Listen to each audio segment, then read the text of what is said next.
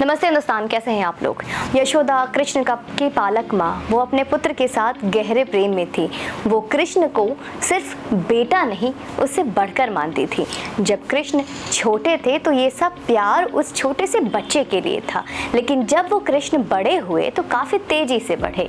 उनका विकास अभूतपूर्व था और हम सब जानते हैं इसको। कोई भी माँ अपनी ममता को इस तरह के विकास के साथ समायोजित नहीं कर सकती। इसलिए कृष्ण के 5-6 साल के होते होते यशोदा का मातृत्व खो गया। यशोदा की ममता गुम हो गई। उसके बाद वो उनकी माँ नहीं रह सकती थी। वह एक तरह से उनकी प्रेमिका बन गई। उन्होंने बस उनसे प्रेम किया। तो यशोदा के कृष्ण के साथ संबंध इस तरह से वह बहुत ही गोपियों की तरह एक समान बन गई। वो भी रास की हिस्सा थी। माँ यशोदा कृष्ण के रास के हिस्सा थी। वो राधा को पसंद नहीं करती थी क्योंकि उन्हें लगता था कि यह लड़की बहुत तेज है। जलन की पूर्ति होती थी। अब आप कहेंगे कि यह घटिया बात किसने कही? क्या इस बेवकूफ़ को यह नहीं पता कि श्री कृष्ण ने राधा के अलावा किसी को प्रेमिका नहीं बनाया और ना ही प्रेम का कोई भाव रखा? और माँ को प्रेमिका का जगह देना, मातृत्व को खो देना, कैसी बातें कर रही हूँ। सामान्य गोपियाँ भी श्री कृष्ण से प्रेम नहीं करती थी जो राधा करती थी। राधा का प्रेम दावे के हक को जानती थी। गोपी का कृष्ण को देखकर खुश हो जाने का, नाच लेने का भर का एक प्रेम सिर्फ अलग प्रेम था, पर राधा का प्रेम अलग प्रेम था। क्या इस अल्पज्ञानी को यह नहीं पता कि कृष्ण को देवकी नंदन तो यह दुनिया बाद में जानती है। पहले वह यशोदा का नंदलाल होते हैं और यशोदा के नंदलाल से ही जाने जाते हैं। यशोदा मैया और श्री कृष्ण को लेकर इतना वाहियात कौन बोल रहा है? इतना भद्दा मजाक कौन कर सकता है? मैं कहूंगी वो बेवकूफ नहीं है और अल्पज्ञानी तो बिल्कुल भी नहीं है। लेकिन हाँ, श्री कृष्ण यशोदा को लेकर कहीं ये वाकई बेहद घटिया कही बातें, वो शख्स कोई और नहीं, स्वयं अपने आप को सदगुरु जग्गी वसुदेव हैं।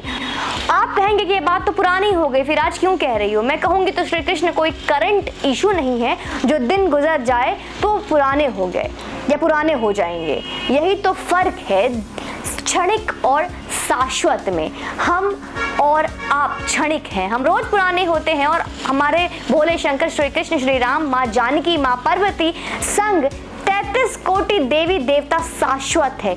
उनसे जुड़ा कुछ भी इतिहास नहीं है, सब वर्तमान है और ये कभी कुछ पुराना नहीं होता है। अब आप कहेंगे कि आज सदगुरु पुराण लेकर क्यों बैठ गई हो? आतताइयों पर निशाने बनाने वाली आज अंतर्राष्ट्रीय सम्मानित सदगुरु पर क्या बोलने वाली है? और क्यों? सबसे बड़ी बात तो उठती है, आखिर क्यों आतताइयों को छोड़ के मैं सदगुरु की बात क्यों कर रही हूँ? मैंने पहले ही कहा था, सनातन पर बेसिर पैर की बातें करने वाले को कोई भी हो बख्शेंगे नहीं और न बख्शे जाएंगे, क्योंकि हम जानते हैं जितना आतताइयों ने सनातन को लूटा, उतना ही ये स्वघोषित गुरुओं के मौन समर्थन ने उन्हें लूटने का साहस दिया और तभी ऐसा बढ़ता गया। बाद दिनों आज तक के चीफ एडिटर राहुल कंवल ने एक सदगुरु जग्गी वासुदेव से ज्ञानवापी के विषय में सवाल पूछा। तो पहले जग्गी वासुदेव ने अपने नियमित कार्यक्रमों की व्यस्तता के हवाला देकर सवाल पर कन्नी काटनी चाहिए, लेकिन दोबारा पूछने पर कहा बहुत व्यस्त है, बाइक राइड भी करनी पड़ती है, फिर भी कन्नी नहीं काट पाया। और उनसे पूछा गया तो बताते हैं कि आतताइयों के आक्रमण ने 1000 मंदिर लूटे और उन्हें अपना रंग यानी कि इस्लामियत का रंग दिया, लेकिन सभी पर दावे करने का कोई तुक नहीं है। Thousands of temples were razed to ground during invasions. Well, we couldn't protect them then. Now, talking about all those thousands of temples doesn't make sense. Because you cannot rewrite history in that sense. But at the same time, very iconic places. I think the communities should sit down together and work this out. This is not for the benefit of the nation, that everything we fight, whatever you say I will oppose, whatever I say you will oppose. This is not the way forward.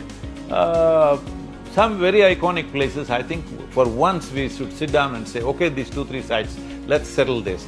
The rest of it, don't raise it again. I think we should do that instead of going one at a time and keeping the controversy on, unnecessary enmity between communities.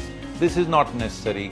I feel as a civilized society, for once we should sit down and say, okay, what are the issues? Can we settle it or not? We should sit down and settle it. There must be some give and take in this.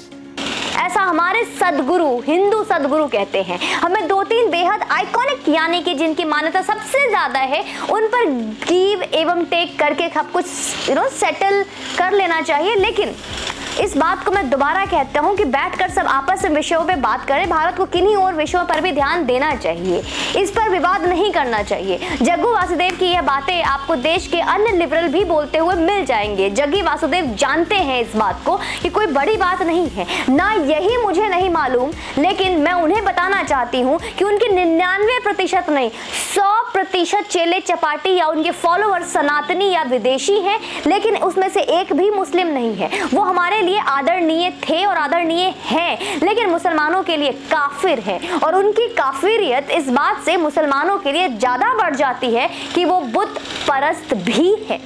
जी हाँ, जग्गी वासुदेव, अब आप कहेंगे सदगुरु, जी हाँ, जग्गी वासुदेव का Isha foundation Mahadev की प्रतिमा के छांव तले ही फल फूल रहा है। महादेव की रुद्राक्ष को वो अपने प्रशंसकों को प्रसाद बनाकर बांट रहे हैं, और आश्चर्य है, और सबसे बड़े आश्चर्य की बात ये है कि महादेव को इतिहास भी बता रहे हैं। वो जग्गी वासुदेव जानते हैं या नहीं हमें नहीं मालूम, लेकिन हम उन्हें बताना चाहते हैं कि उनकी तरफ के ही एक ज्ञानी पुरुष हैं, और वो है श्री रवि शंकर।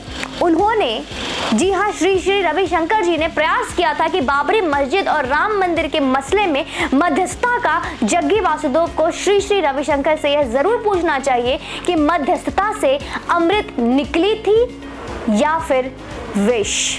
जग्गी वासुदेव, सेटलमेंट भौतिक चीजों पर होती है, और इतिहास भी आप और हम जैसे नश्वर चीजें ही होती है। जो सत्य है, जो कण कण में है, ना वो तो कभी इतिहास होता है और ना उससे जुड़ा कोई मंदिर। अन्य विषयों पर जग्गी वासुदेव को अपना अध्ययन है, अपना शोध है, और सनातन की खूबसूरती यही है कि हम सम्मान के दायरे में किए हर शोध का स्वागत करते हैं, उसे अपने विवेक से परखते हैं, और सही पाए जाने पर ही अपनाते हैं, और अपनाते भी हैं। और ऐसा कई बार हुआ है।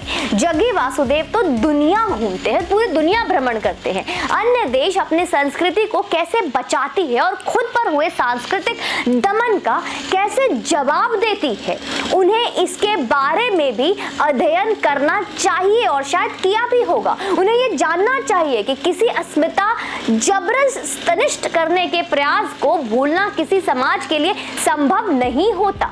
ईश्वर, हमारे महादेव इतिहास नहीं है, शाश्वत है वो।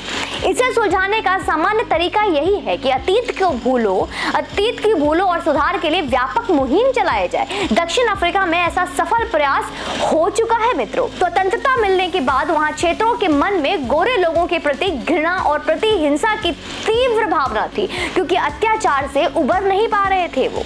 इससे निपटने के लिए उन्होंने ट्रुथ एंड रिकंसिलिएशन कमीशन का गठन किया।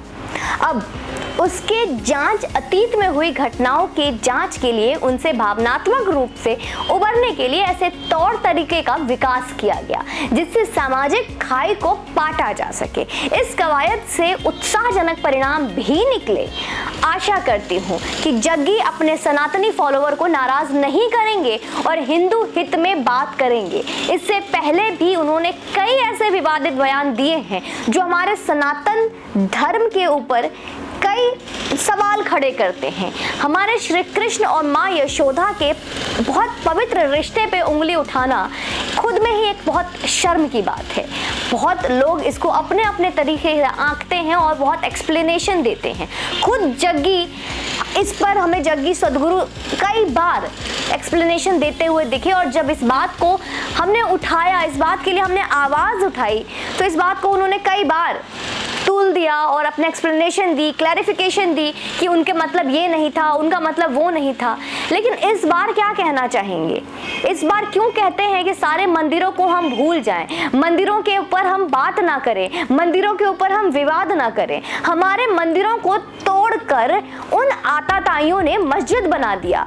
आज सड़क पे नमाज हो रहे हैं, पब्लिक प्लेस को घेर कर नमाज किए जाते हैं, और कहीं भी कोई भी दंगाई हरकत हो रही है, उस पर सदगुरु ने आपने कुछ नहीं बोला, और साथ में हमारे सारे मंदिरों को छोड़ देने की बात एक सदगुरु के मुंह से शोभा नहीं देता। मैं आशा करती हूँ कि आप इसमें सुधार लाएंगे। आप मुझसे बहुत श्रेष्ठ हैं, मैं आपका शुरू से सम्मान करते आई हूँ और आगे भी सम्मान करती रहूंगी, क्योंकि आप अपने विचारों से कई ऐसे फॉलोअर्स हैं जिनको कि आप अच्छी अच्छी बातें बताते हैं। लेकिन ऐसी चीज़ें जैसे यहाँ पे आपको करोड़ों लोग फॉलो कर रहे हैं, मैं हाथ जोड़ के विनती करती हूँ कि आप अपने संदेश को वापस लें। और अगर आपने पहले ही गिव अप कर लिया है और मान लिया है कि हम हिंदू पहले से सहिष्णु थे, सहिष्णु हैं और सहिष्णु ही रहेंगे, तो माफ़ी चाहूँगी, वक्त बदल रहा है। हिंदू जागरूक हो रहे हैं, हिंदू जाग उठे हैं। अगर अब हमें मंदिर मांगने से नहीं मिलेगा तो हम छीन के लेंगे, लेकिन जो हमारा था वो हमारा है और हम उसको लेकर रहेंगे। सद्गुरु को प्रणाम। जय हिंद, वंदे मातरम। आप कमेंट सेक्शन में ज़रूर बताइएगा।